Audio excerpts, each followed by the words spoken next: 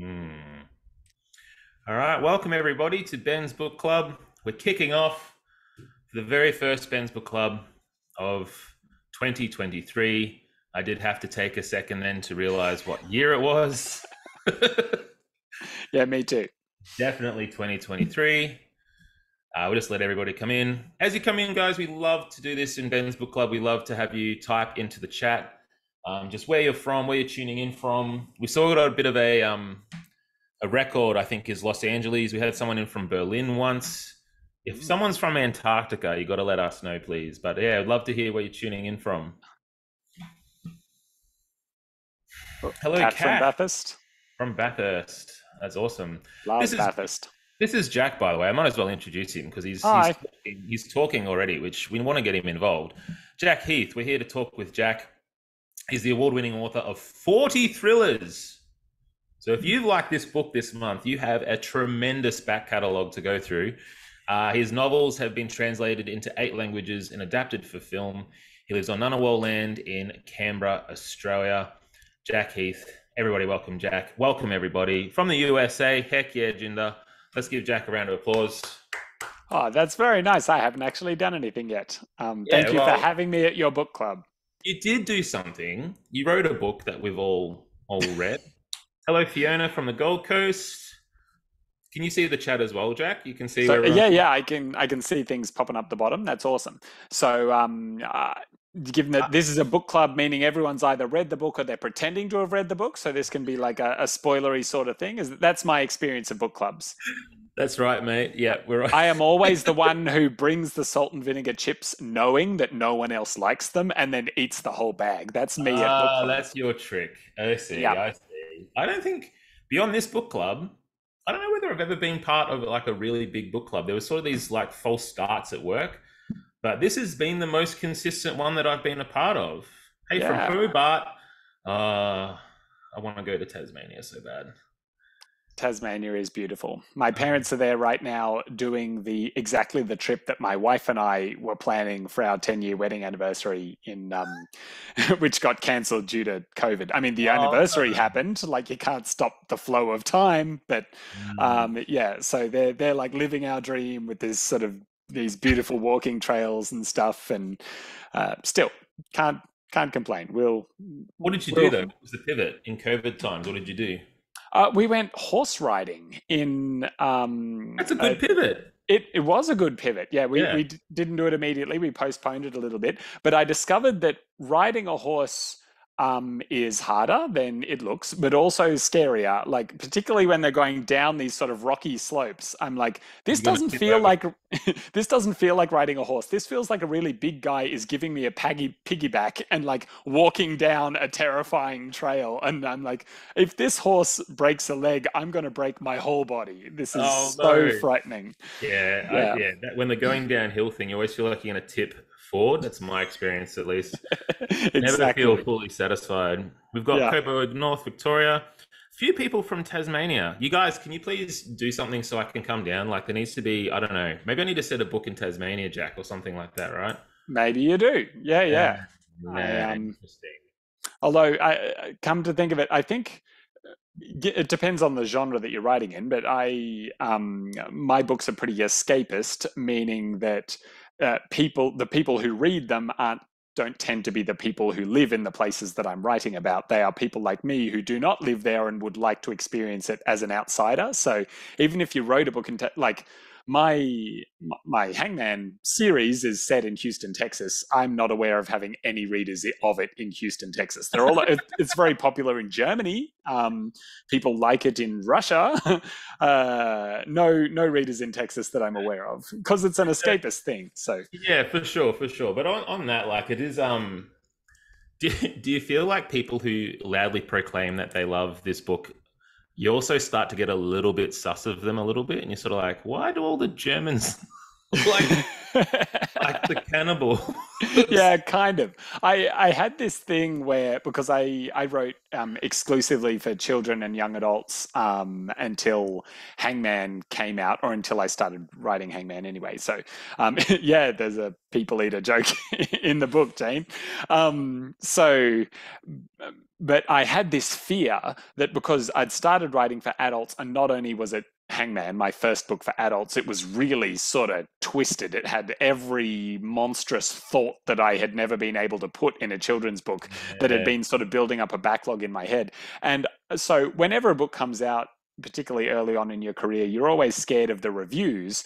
But in this case, I was worried that the reviews would say, like, not only is this a terrible book, only a terrible person could have written it. What I did not foresee was that everyone would love the book and then I would be deeply suspicious of anyone who liked it. I'm just I'm adding, like, like, what is wrong with you that you would read this kind of stuff that I wrote? yeah. So you have like a Hangman, conference where you're the author on this panel, and everyone's there to just, they're fans of your book, and you're sort of like, sorry. Exactly. It's like Falco, yes, nothing's wrong with the Germans, Falco, absolutely, but why do they all like the books, though, Falco? That's my question. I don't know. I'm not saying anything, but there's like a line there, maybe, yeah. or maybe not. Maybe To they're be just good serious taste. to be serious for a moment, I suspect it probably has more to do with them having like a really good translator than anything about. I think it's very easy as a monolingual English speaking author whose work has been translated to just assume that the readers in other countries love me, but actually, I mean, so much of what makes a book good is the writing style, and all of that is the translator rather than me. So I think just and I'm blanking on the name, which I feel really bad about. But whoever wrote the German editions of the Hangman books must have done a great job because it's very Yeah, for sure. popular over there. And yeah, to be serious though, it is a fantastic series, and so Oh, thank you. everyone's right to love it. I'm glad it was to your taste. We're making all these taste jokes. Can I say I made fried rice for dinner? You've changed how I think about cooking now, and it's really disturbing because now when I was cooking the fried rice, the little thought flits across your mind. You're like, what part of the human being would I put into my fried rice? Unless that's just me. Can you guys in the chat, can you please? Yeah, see, Jane. Thank you, Jane. Yes. Can you guys please you are say twisted, that? Jane. Yes, that's fantastic. Can you please just give me a thumbs up or something and just let me know that I'm not alone? All right. That I'm not. Jane and I are not alone on this ledge, that you do start to think about things a little differently. Is that how now when you cook or when you eat, mate, do you think things throughout like that? Well, the book writing this series actually turned me into a vegetarian. That sounds like a joke, but it's not. Really? Like, yeah, I was a pretty serious carnivore before I started writing this series. But I think, and I have no particular, it's not like I had a long-standing interest in cannibalism, says he defensively. I was just looking for something that the reader would find unforgivable that I could then manipulate the reader into forgiving. That was sort of the challenge that I set myself at the beginning. That's But good. as I was writing the series, my own kind of ethical thoughts about meat started to come out because I was writing this character who doesn't see a meaningful difference between eating an animal and eating a person. And then something weird happened, which was that I didn't. I had thought about going vegetarian, but then thought, well, I don't want to have a difficult dietary requirement. All my friends eat meat. I don't want to be the one person who can't go to the steakhouse with everyone else. So Yeah. I'll just keep doing what I'm doing and not rock the boat. And then because Blake thinks there's no difference between eating an animal and eating a person, the series became extremely popular with vegetarians and vegans, many of whom also don't see a meaningful difference between eating an animal and eating a person. Yeah, So that's true. suddenly I had all these vegetarian friends that I could go out to dinner with. And I also had kind of a successful series that meant that I kind of wasn't so reluctant to stand up for my own beliefs and worry about being attacked. And so eventually I'm like, yeah, I'm confident enough to rock someone else's boat now. I just won't eat meat anymore, and I didn't. But yeah, so that's the long, and I'm not telling anyone else what to do, by the way. Yeah, I know yeah, for sure. vegetarians sound very judgy and preachy, and it's only No, been no. like a year and a half of my life. But anyway, that's how Blake made changed the way I cook. Yeah, that's really interesting. That the book really did change the way you think about things. Was that just through the first book, or was that through multiple in the No, series we got there? multiple books in the series, yeah. Hmm. So I didn't go vegetarian until like a year and a half ago, and I've been working on this series since. I started writing the first draft of the first book in 2008. So Wow. it's been like most of my life I've had this character kind of living in my head. Yeah, right. Um, if Yeah, I cool. close my eyes, I can hear his voice. I know that sounds insane, but it's true. No, no, I want to talk about that. Just very quickly though, for everyone who's new to Ben's book club, the way we normally style our book club is that we're very interactive. So, if while reading the book you've had any questions for Jack that you'd love to pass to him, now's your opportunity. We open up the chat. Did you We're just say just, pasta him? I think I did. I I wish saw I meant it. someone, Yeah, that's yep, great. someone recommended the ear-shaped pasta, and I think that seeped down into your subconscious. That Maybe was it did. Tony. Thanks, Tony. Thanks, Tony. And how do you say it? Orecchiette? I can't do Italian. I wish I could. Um, yeah, so the book series has been brewing since 2008. But Yeah. can I ask, were you sort of, I don't want to use the word trapped because you weren't trapped, but you were within that other sort of sphere of writing for young adults and younger readers. And Mhm. then was it a big change and a big pivot to go towards writing adult books? Like, was that hard to say with the publisher and things like that? Oh yeah, the publication was a very rocky road. So I never really saw myself as writing for children in the first place. When I was writing my first novel, I thought it was a novel for adults, but I was like a 13-year-old kid when I started writing it. So a 13-year-old's idea of a great book for adults turns out to be basically YA. So that was how I ended up writing young adult fiction. And then as in those sort of first few years of my career, I was always pushing to include more and more adult stuff, more violence, more sex, more coarse language, all these things, because that was the kind of media that I was consuming as an adult myself. And the publisher was always pushing back because, yes, some of my readers were 17, but some of them were as young as 10 or 12. So Mhm. there was always this kind of push-pull relationship with my publisher on content. Then once I started writing for adults, suddenly I actually had a vehicle to put all that content in, which meant that my children's books became actual children's books as opposed to just sort of sanitized Mm. adult books. So being able to kind of separate out those two halves of my career really helped me creatively. But as far as the publication goes, I mean, I sent this book to Pan Macmillan Australia, who was my publisher at the time for Yeah. young adult fiction. And my publisher called me and she said, "So why did you write this?" Which is not really what you want to hear from your publisher. I was like, "Oh boy, that's not good news at all." Not a good Um, sign. yeah, so I rewrote it. They still didn't like it. My agent sent it to some other people who also didn't like it. In addition to the fact that this was sort of just after Borders and Angus and Robertson had collapsed, so it was a Mm. hard time in the industry generally. But I Yeah. shouldn't pretend that was the only reason it got turned down. It was partly because I hadn't found a genre for it yet. Like the story and the character were there, but at first I was writing it as though I was Cormac McCarthy, like it was literary fiction, and no one Oh, really really? liked that. Yeah.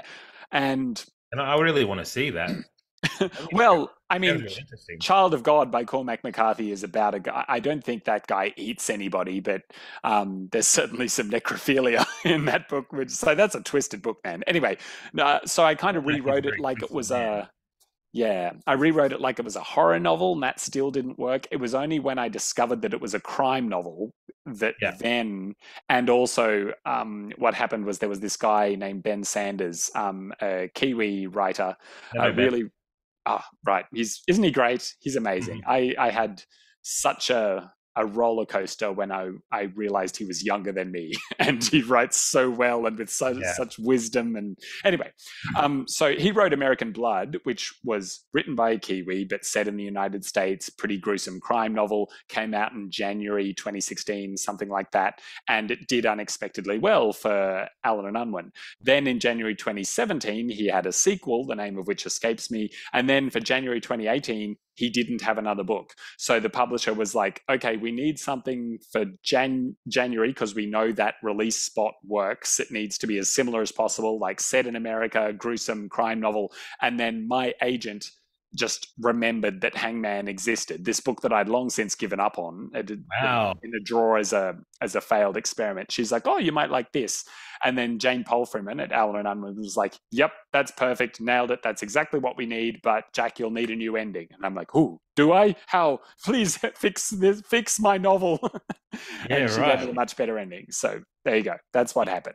Oh, she actually gave you the ending. That's Not a. So I mean, she didn't write it for me exactly, but just to prompted you to rethink it, sort of thing.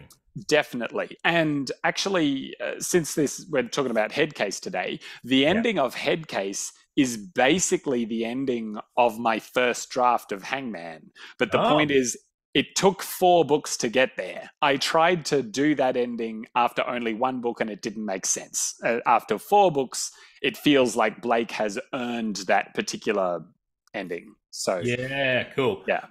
We've got a few questions in chat here. We have I just want to read this one from Jen. Mhm. Jen is asking, haven't read the series yet. I have to confess, I haven't read the series yet either. This is my first one. Okay. Do they have to be read in order? I thoroughly enjoyed this one, but it did make me want to go back and establish the story. I think you'd recommend that you read it from the start, but Uh, you can dive I'm in as well. I'm never sure what to say to that exactly because I definitely write each one as a standalone, and so partly because I know some people read series out of order, but also I don't know about you, but even if I've read a series in order, by the time I get around to reading book 3, I've almost always forgotten everything that happened in book 1. So I Mhm. always need to put in. I write each one as though the reader will remember nothing from the previous ones. Yeah. So the only benefit to reading them in order really is that you won't get kind of reverse spoilers. Like in the case of Headcase, you'll notice in chapter 1 that the main character has only 1 arm. Yeah. And if you start reading Hangman and he's got 2 arms, you're like, oh, well, okay, clearly something's going to happen to his arm at some point over the course of this story. So there's that. But there's also the fact that I've actually become a better writer over time. So my instinct is to say, nah, read Headcase, forget about the rest of them because like I've I've gotten better with practice. I know this character now better than I did when I wrote Hangman. But I'm also aware that that's a thing that I do to myself psychologically all the time. I always think I've grown more than I actually have. When I go back and look at my old work, I always expect it to be terrible and then it's quite good. And then I'm like, well, I guess that's good news, but it also means I haven't actually developed as much as I would like to think. Yeah, I understand that completely. Yeah, I think it's fine to jump into. It was, and there's a few people who said, yeah, Anne Marie is saying this here. Headcase was my first, was great as a standalone book. I do agree, but Awesome. I did like reading. You know, he was missing an arm because Yeah. it did make me go, I want to read the story about how he lost his arm. So it's very clever. I remember those books that would always start with like this big info dump of the 4 books that came prior to the series. You did a really clever thing here, though. You sort of gave us the info dump, but you also disguised it. Do you work really hard at those sort of subtle things? Yeah. You noticed that, huh? Yeah. Yeah. Well, I mean, it's I guess I always try to work out a way to naturally put in the information That's it. It was that very you're subtle. going to need.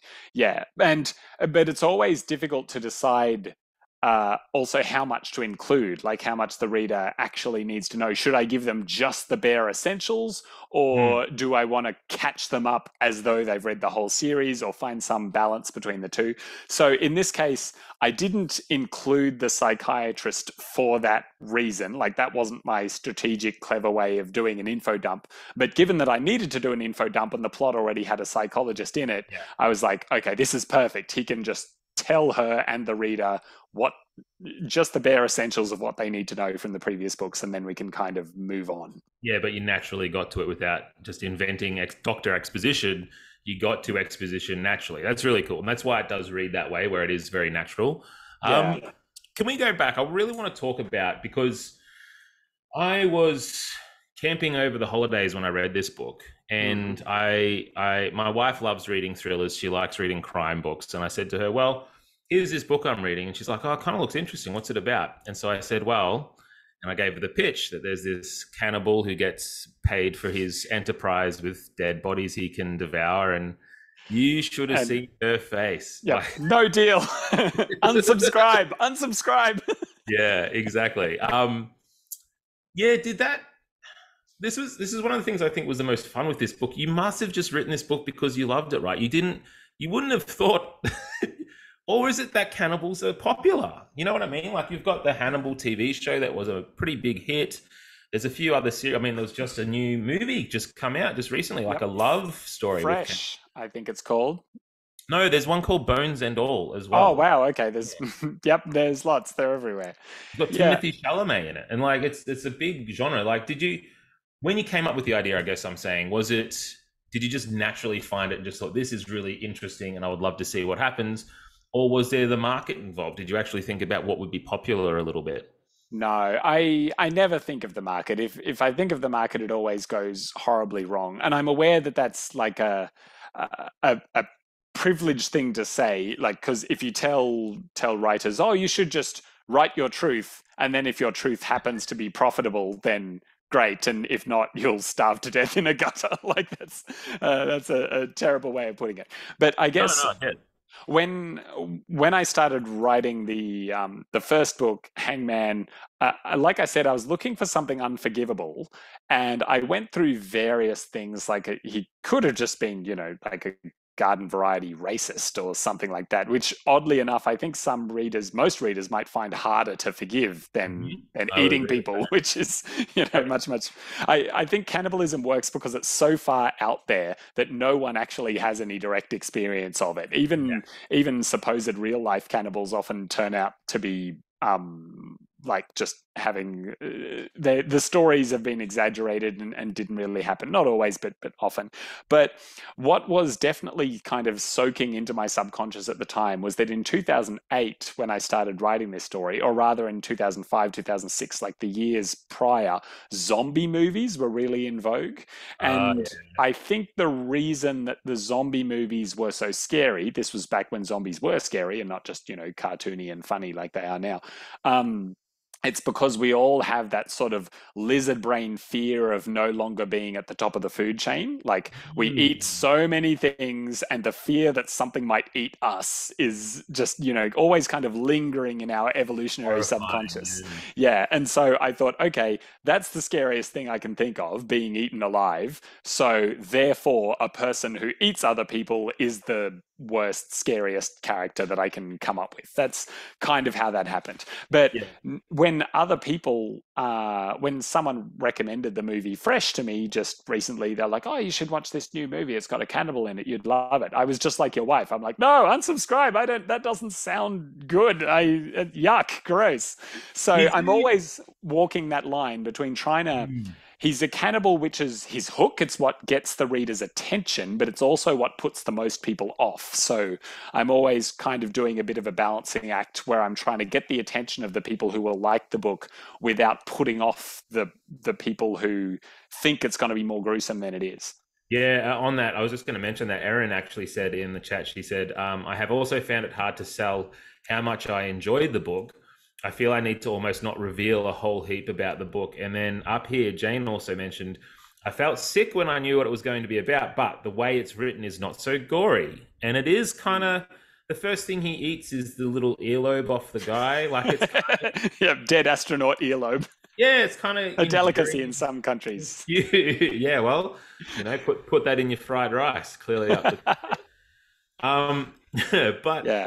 yeah, it must be such a balancing act for you to be able to balance this sense of fun with and light. It's almost like you handle it really deftly, like it's really clever. And I always dreaded turning the page and I was going to read about cutting and cooking, and I just didn't want to read that. But I never really got to the point where I felt grossed out. That must be really hard to get that balance right. It is difficult, but it's getting easier with practice. Again, that first draft of that first book, it was pretty gruesome more gruesome than the finished product. But also, I think the main problem was that it was monotonous. Like readers hate monotony. Hmm. So I went, okay, I'm gonna strip it back so there's like one really icky bit near the end, and everything else, well, there can be, instead of it being like gross the whole way through, you can have a funny chapter, and you can have a sad chapter, and you can have a sexy chapter, and you do kind of the same things with that you do with every book, where you just try to provide a whole heap of emotional contrast. So often, and that doesn't mean that it's like he's only a cannibal in one chapter. It just means that sometimes it's mostly him joking about being a cannibal. He's kind of making the reader laugh, and other times you're supposed to be scared of what he might do, but isn't actually doing. And then usually Hmm. there'll be one bit where he takes a bite out of something where the reader goes, ugh. But I try to limit myself to only one of those per book. Because again, it's not a horror novel, it's crime. People read this for fun. They're not like daring themselves to read it as an extreme sport in Yeah. the same way as some horror readers do. No disrespect to horror readers. I used to be one of those people, but now I have kids. I have enough unnecessary stress in my life. I'm like, Uh-huh. I'm not going to read things that are just unpleasant for the sake of being able to tell people how extreme they were. I really Yeah. want reading to be fun.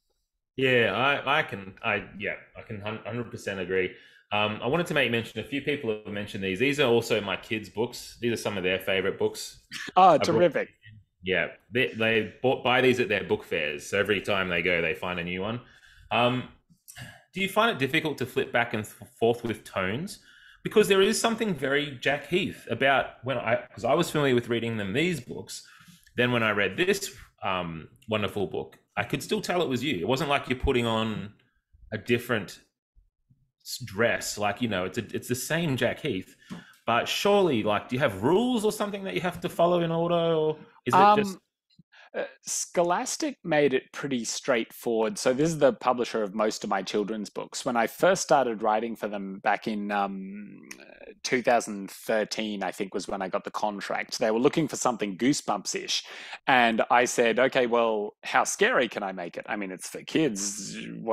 Where's the line?" there's a And they said, line?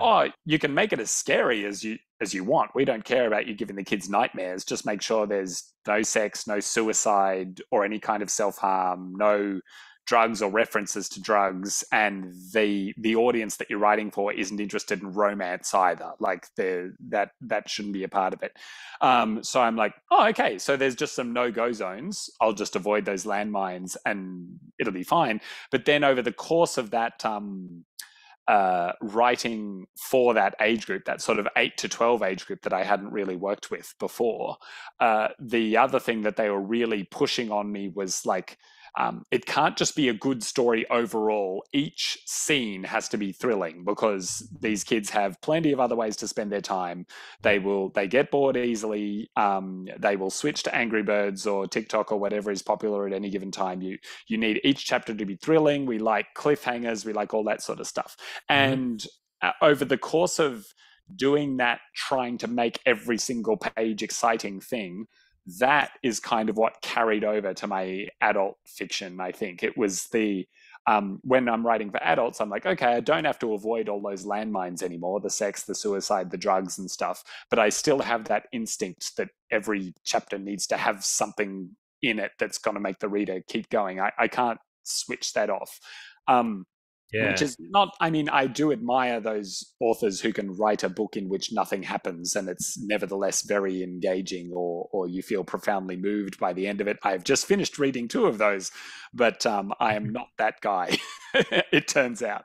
I would also say the way you structure as well, just by, in fact, there's a few similarities between the two of these, in that in this you sort of go from the main action, and then you go to the psychologist's office, and the balance of how you dole out information in the psychologist's office, it was perfect. So I was in the main narrative, and then whenever I went to the psychologist, I felt, oh, I'm actually excited to read what happens with this. It wasn't like one got, like, you must have do you have like a big chart where you have that mapped out, or is it just where you write and you're like you naturally feel time to go back to the psychologist's office and reveal a little more there? Yeah, neither. The truth is that it came together in the editing, really. Oh, I wrote it. So you've got these three different timelines going, right? The present day in the psychologist's office, like 2 weeks earlier at NASA, and then 7 years before that at the FBI with the yes, kidnapping and stuff. yes, And so, firstly, when I wrote the first draft, that 7 years ago timeline just wasn't there. And the reason it came about was because a great writer named Benjamin Stevenson, author of Everyone in My Family Has Killed Someone, which is an amazing book. amazing Um, title, by the way. I know, bloody Ben. I wrote a book called Kill Your Brother, and he just had to one up me with everyone in my family has killed someone. Um, anyway, so he read an early draft of Headcase, and he was like, "So why did the CIA send Blake to investigate this?" And I was like, well, Blake's really smart." And Ben's like, presumably the CIA knows some smart people. Is there some kind of personal connection that he has to this? And I thought, oh, okay, well, what if Sam Garcia, the guy in the office, what if Blake had met Sam Garcia before? And then then I was able to work in that 7 years ago thing. And but as far as balancing the bits with the psychiatrist's office and the NASA stuff, in my first draft, again, it was pretty much Blake would say, well, here's what's happened. And then there would be a chapter of NASA.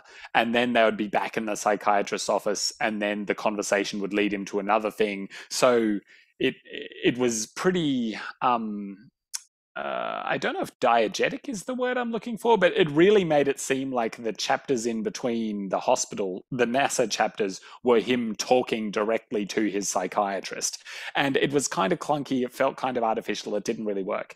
But I was able to fix that because another thing that Benjamin Stevenson said to me was that when he read the first draft, he kept what was kind of keeping him going was wondering how Blake got caught and ended up in a psychiatric hospital. Like you open yes, that first page, because he'd read all the other Blake books as well. And he was like, okay, Blake's finally been caught. How did this yes, happen? yes. And That's massive.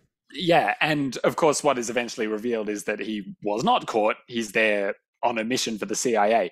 But that wasn't really a twist in the first draft. It was just I hadn't really thought about why the reader would think he was in hospital. Mm. This plot was so complicated that I was firing on all cylinders, just trying to work out what was going to happen, not what the reader was thinking about what had already happened. So when Ben said that he was waiting for this twist that never came, I was like, oh, that really should be a twist. And then I had to kind of restructure the balance of hospital stuff and NASA stuff to put that twist in, to imply that Blake had been caught and then pull the rug out when you realize that he's still working for the CIA. That was That's very difficult.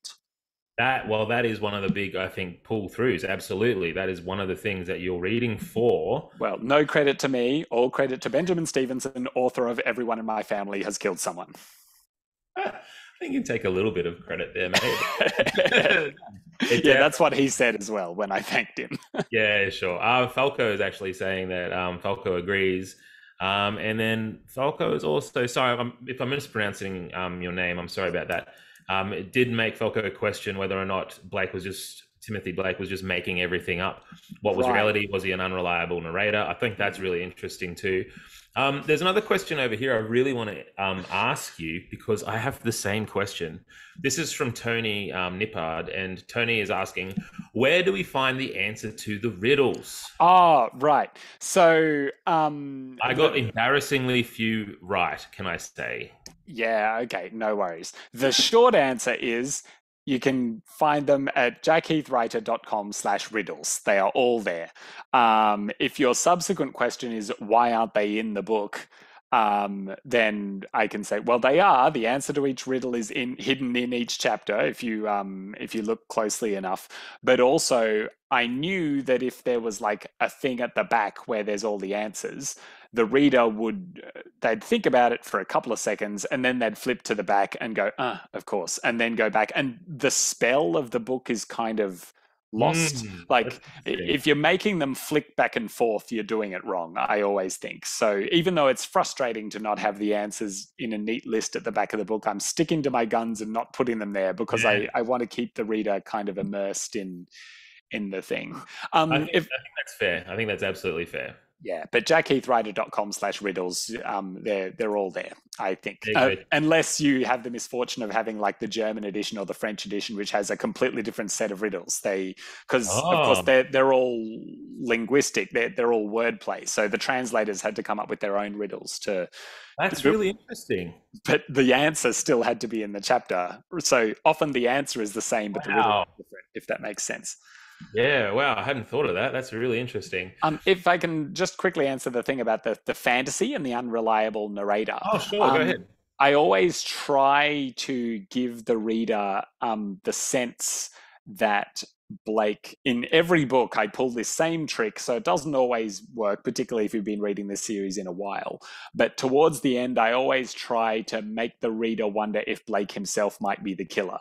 And because a lot of my favorite books in this genre, where half the fun is that it's in the mind of a madman, is kind of the dangerous lunatic main character starting to become suspicious of him or herself. Like that's Yeah. always really, really fun to me. So I try to include something early in each and every book where Blake does something that there's often something where he has a thought and then someone else responds to it and he realized he must have said it out loud. Or there's often a bit where he'll fall asleep and then wake up somewhere else. Like I always try to plant those things early so as the reader doesn't feel entirely safe with Blake, and so as Blake doesn't feel safe with himself either. It's an important part of the template that I'm kind of using. So I'm glad it worked for you.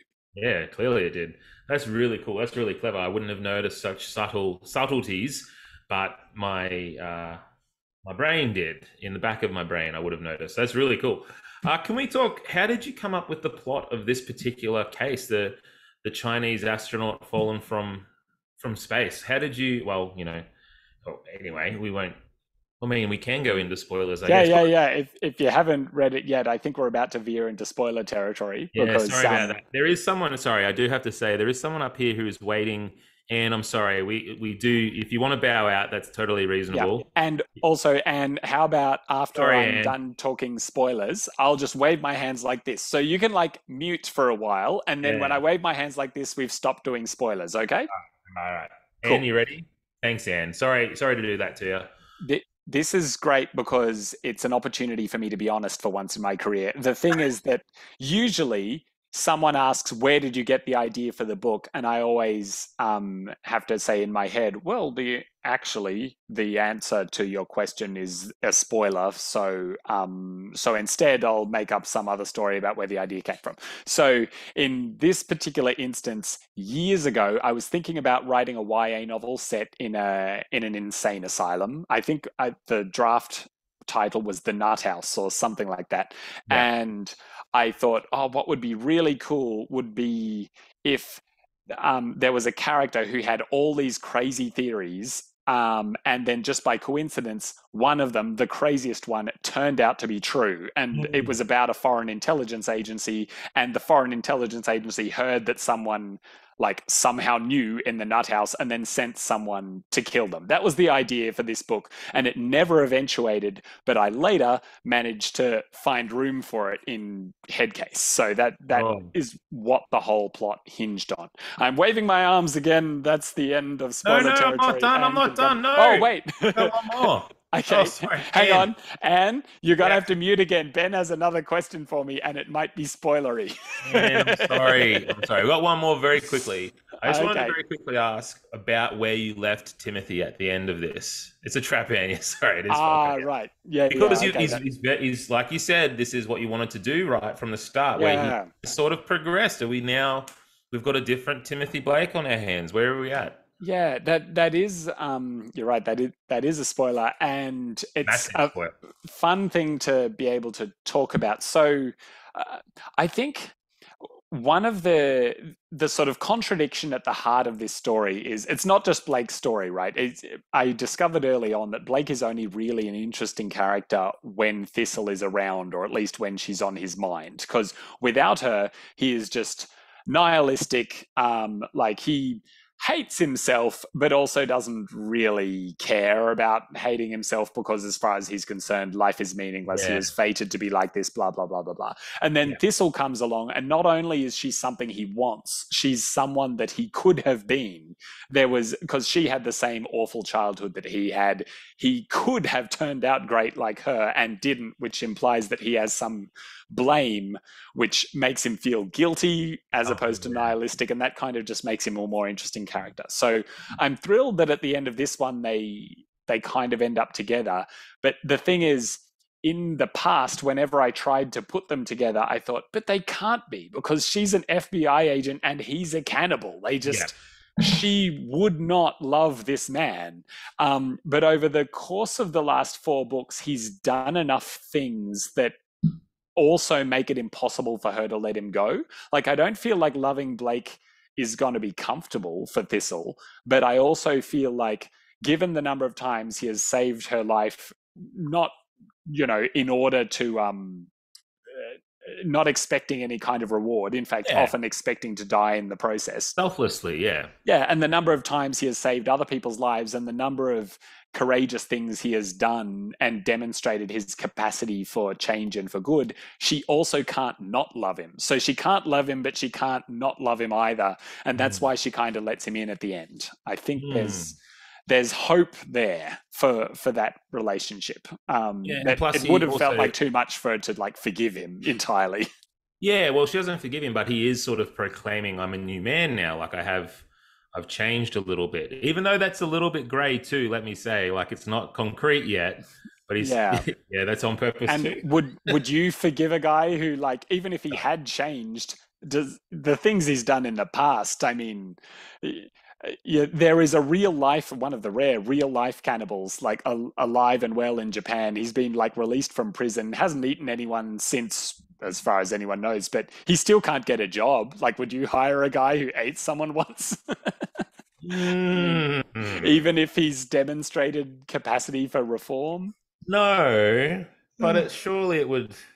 It's better than no change. Yeah. Okay. Yeah, I reckon, Anne, you can come back in now. That's all good. Thank you, Anne. That's very nice of you to do that for us. Yeah, I hope we didn't ruin anything for you, and I hope you still do enjoy the books. So yeah. So I've got other questions though. Can we talk very quickly about this idea of that you're writing about a different place with different laws and different agencies and different politics and different government agencies, and people can carry a gun, and it must take a fair amount of research and thought and time. Or I'm really curious about how you do that, because you know what, if your answer was I watched a bunch of cop shows, I don't think I'd be mad. I think that would be fine. Well, okay, I watched a bunch of cop shows. I did go to Houston, Texas, as part of my research in 2010. So this is long before the book came out, but when I was already a couple of years into the first draft of it. But I think it's not always necessarily a matter of doing research. It's a matter of, so I kind of love American English.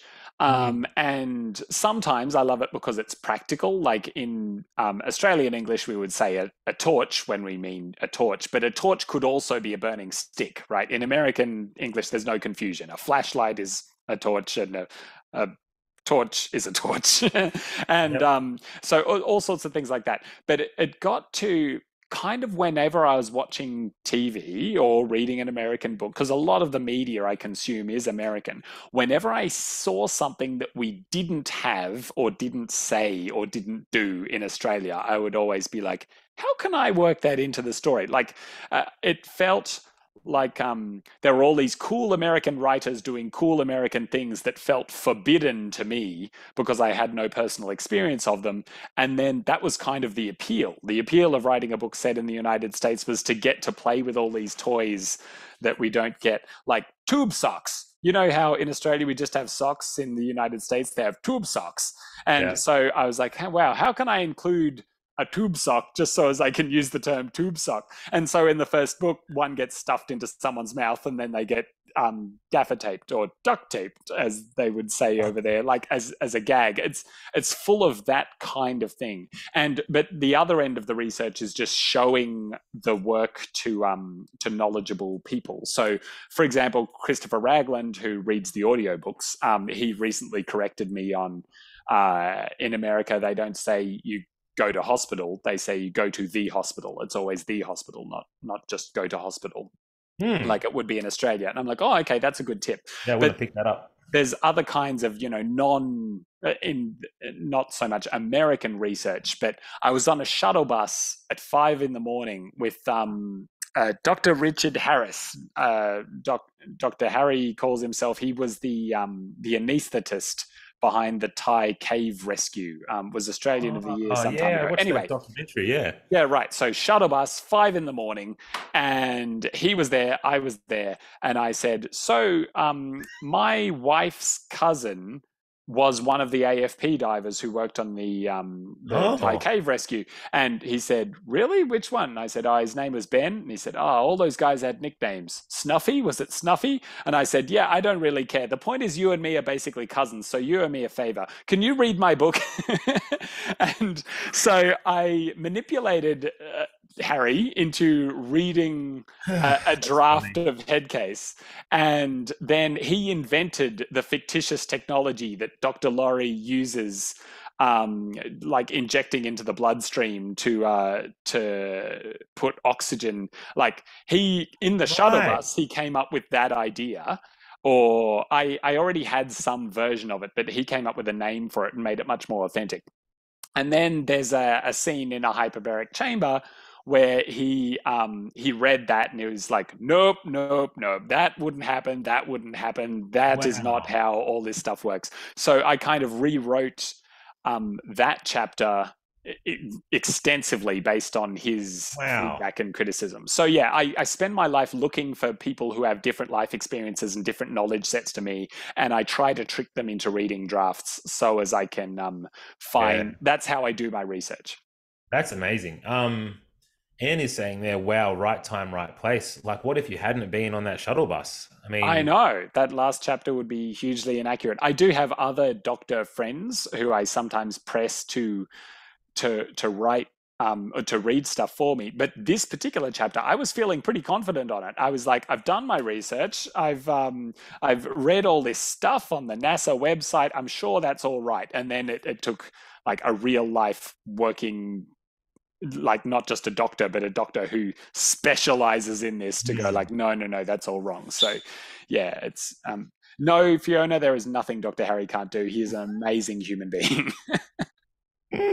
that's amazing. Thank you, Donna. That's very nice. Nice that you've enjoyed our evening. We are getting to the point where we are Oh going to yeah, have at to the wrap pointy up in end. about 10 minutes. If you have any burning questions for Jack, please ask him. You may never. This is your shuttle bus moment, everyone. You've got him here. We have to ask the questions, just like Jack was brave enough to do. Donna saying thanks as well. That's awesome, Donna. I've just got a really easy question, hopefully an easy question. You are one of Yeah. the most prodigious writers in Australia, probably, right? I mean, your output is huge.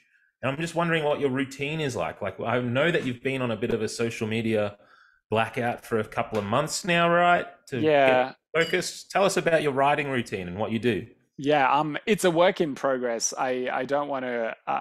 I still feel like I should be able to accomplish more than I do on any given day, but I find that. So, firstly, I've started getting up early. Other writers have talked about this for decades, and I only recently got around to trying it because I found that by the time I it was very easy before I had kids. I would like roll out of bed, go to my desk, and then start typing. And then eventually I'd get hungry enough to eat breakfast. Now I have two children, age 3 and age 8. So I discovered that by the time I got them fed and their lunches packed, and my wife fed and my wife's lunch packed because she runs her own business as well, and then kind of shove everyone out the door and then drive them, to their various workplaces and schools and then drive back, I was Same boat, mate. exhausted. I had no energy left. So now I get up between sort of 5:30, 6 o'clock. I go straight to my desk. I do a Pomodoro, like a 25-minute Yep. focused writing session.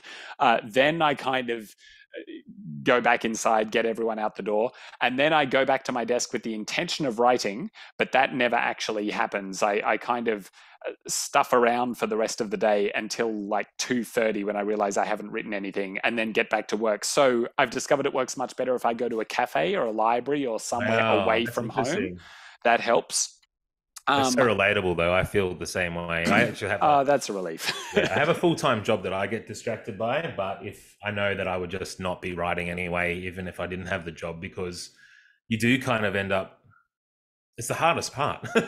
Yeah, I feel like I and a lot of other writers I know have had. Well, I don't know a lot of other writers who write full time. Most of them have secret day jobs or semi-secret day jobs. But every other full-time writer I know had the same problem that I had, or where they had a job and would write at night, Yeah, and that's then. Or in the early morning or something, and they'd managed to pull together, 1,500 words a day, and then they quit their day job and go like, well, now I'll be able to write 10,000 words a day because I only had an hour all this before. time. Yeah. And then they realized that actually they're still only pulling together the same amount. Yeah. So that's it's an ongoing problem. I've discovered that it helps to write out a scene just in bullet points before I start, often with like pen and paper, because if you're trying to work out what to say and how to say it at the same time, often I don't have the brain power. Yeah. And often I decide that it must be the writing software that's the problem rather than me. And I end up installing new software and then finding fault with that as well. Yeah, I understand. I've been there too, man. We've got a lot of questions coming in, so I really want to quickly go through a bunch before we let you go. Yep, sure. Tony here has said, I thought Jack, which is you, had to have been a real weirdo to write such a twisted character, but now You're I not get wrong. it. Yeah, both things are right. He's not twisted, but he also is kind of a little bit maybe.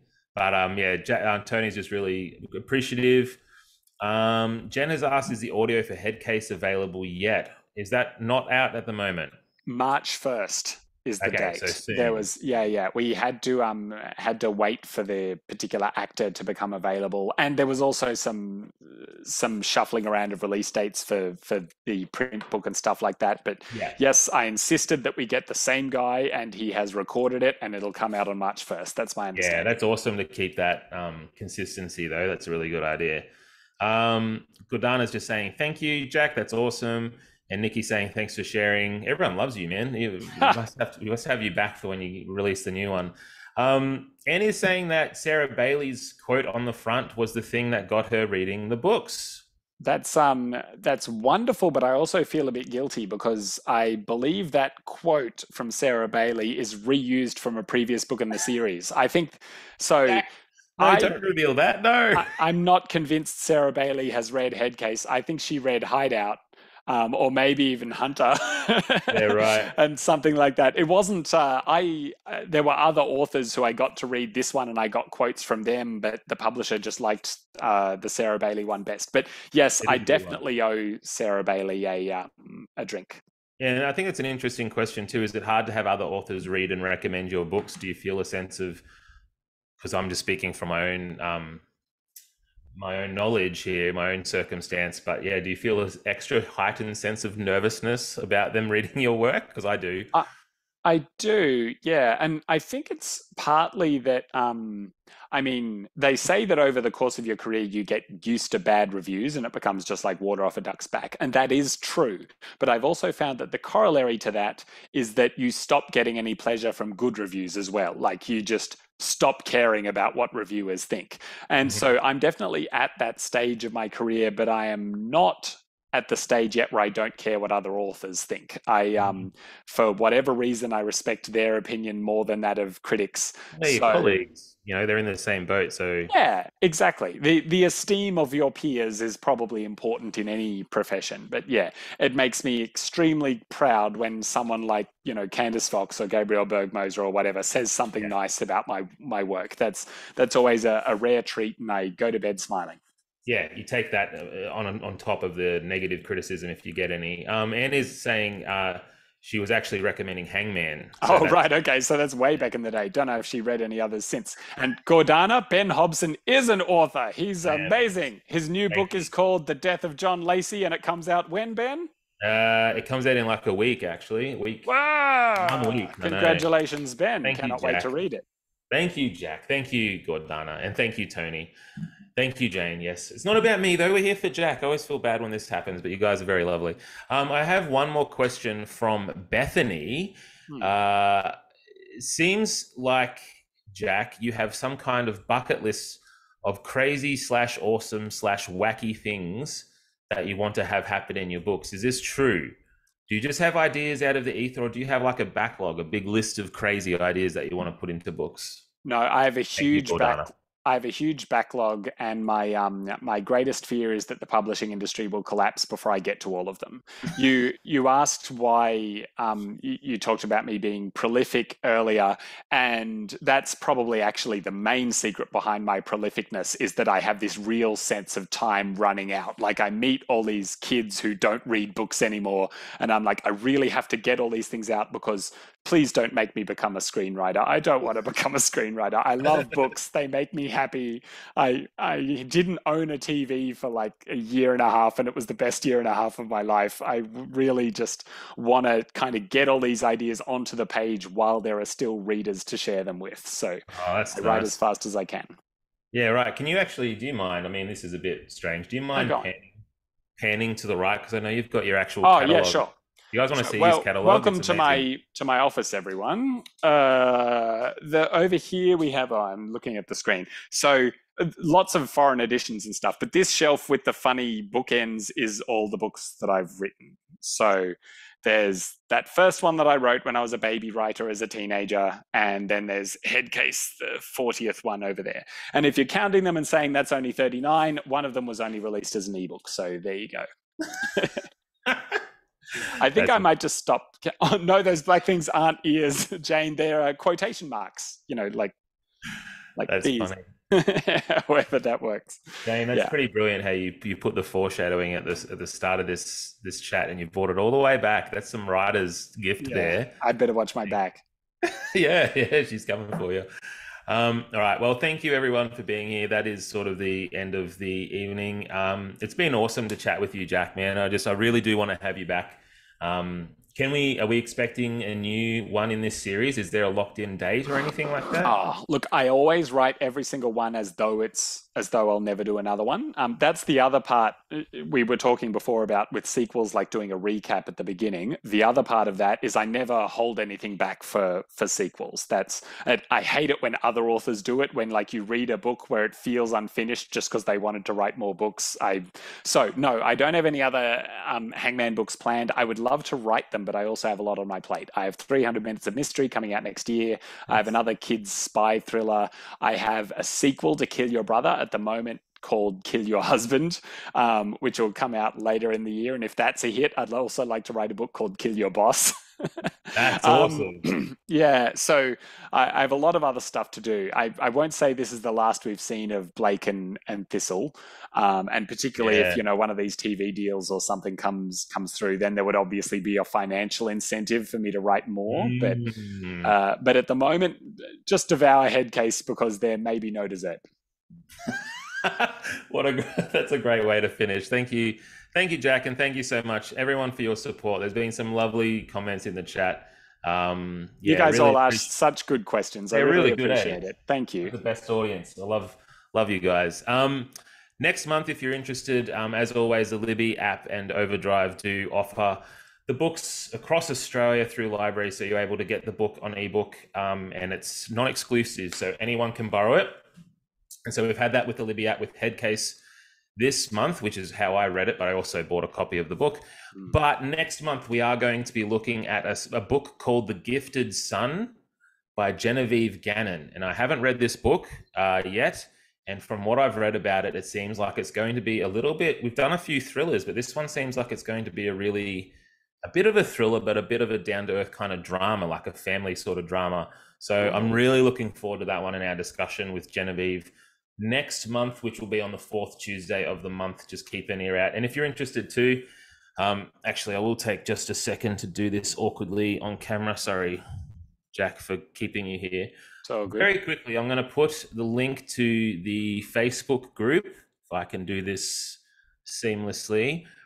Because the Facebook group is sort of where I keep everyone up to date with, authors coming up and where to register for events and things like that. So if you're interested in joining us for the next one, I'll just put this here.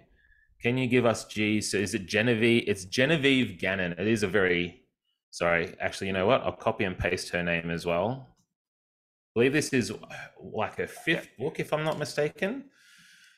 So if you're interested, join up to the Facebook group. It's just a really great way to have, Gifted Son.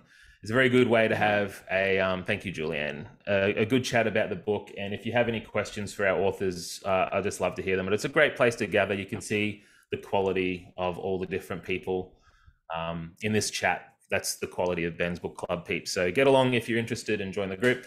I'm looking at the Goodreads for Gifted Son right now, and that looks like a really cool book. I might tag along. Oh, awesome. Well, I'd love to have you, Jack. I can't promise that my questions will be up to the caliber of the ones that we've seen tonight. I'll be more like stuff like, where do you get your ideas? But yeah. You know what? That is a good question, though. Like, I always come back to that one because I want to know, where do they get their ideas? That's why I asked you that a little bit. All right. Thank you, everyone, for being a part of this. Thank you so much, Jack. Round of applause for Jack. You've been so generous. Thank you. Very appreciative of you. Thank you for having me, to everyone, to Libby, to Overdrive, to Ben, to all you wonderful people. It's been great. Oh, awesome, man. All right.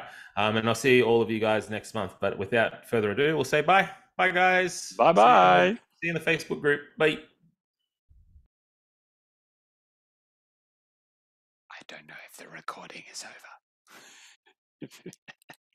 I should probably leave for real. Bye, Ben.